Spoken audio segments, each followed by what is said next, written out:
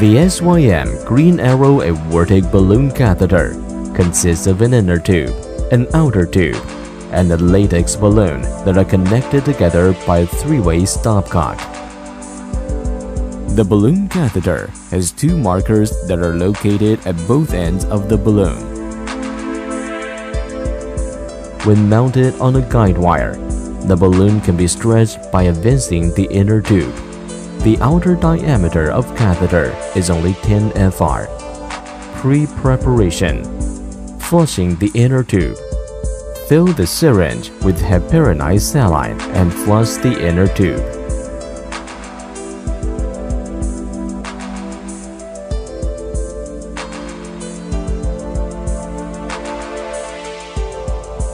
Venting the balloon catheter. Connect the syringe to the balloon inflation port.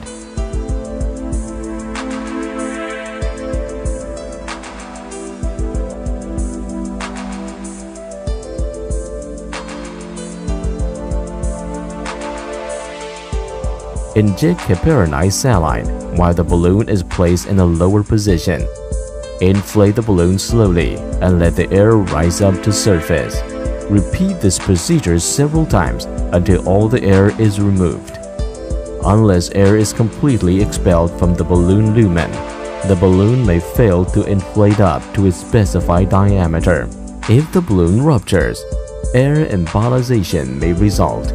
To avoid this, discharge the air from the balloon lumen completely.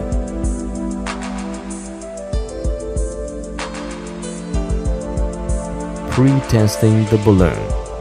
Fill the syringe with a volume of diluted contrast medium corresponding to the required balloon diameter.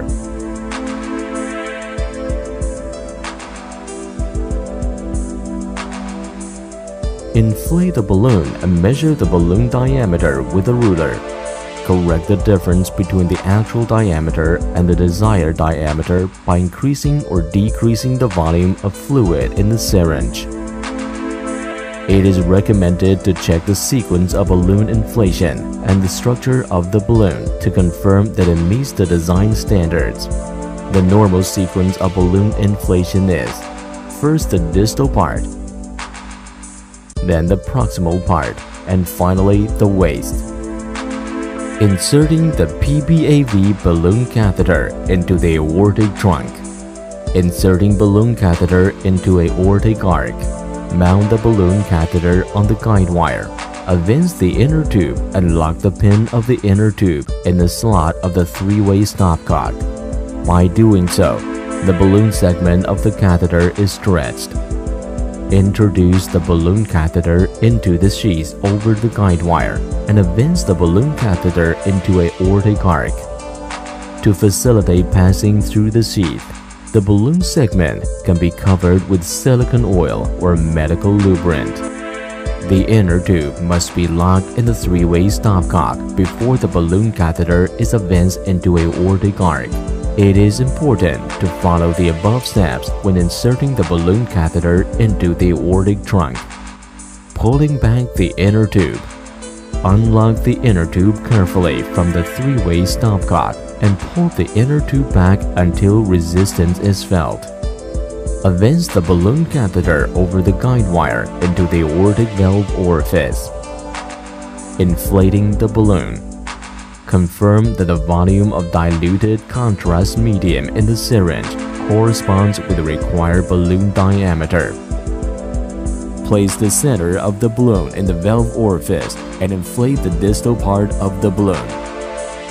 When the balloon is correctly positioned in the aortic valve orifice, inject the remaining diluted contrast medium rapidly in order to inflate the whole balloon and dilate the valve. As soon as the balloon is fully expanded, the balloon should be deflated and be placed in the aortic trunk. Repeat this procedure when necessary. Extracting the balloon catheter. When the dilation procedure is finished, stretch the balloon by advancing the inner tube and locking it in the slot of the three-way stopcock. Then remove the stretched balloon catheter through the sheath.